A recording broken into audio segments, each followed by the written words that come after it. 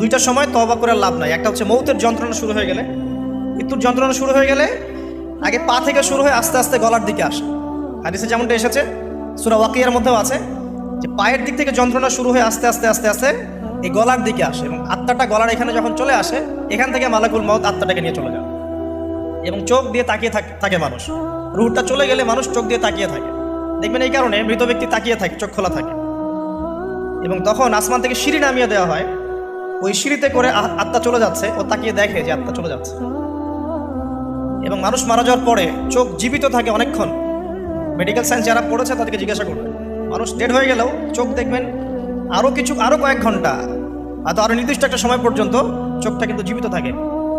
এই জন্যে চোখ বন্ধ করে দিতে হয়। যাই হোক, যেটা বলছিলাম যে মৌতের যন্ত্রণা শুরু হয়ে গেলে তওবা করে লাভ নাই, তওবার দরজা বন্ধ। আর পশ্চিম দিক থেকে সূর্য উঠে গেলে তওবা করে লাভ নাই, তওবার দরজা বন্ধ।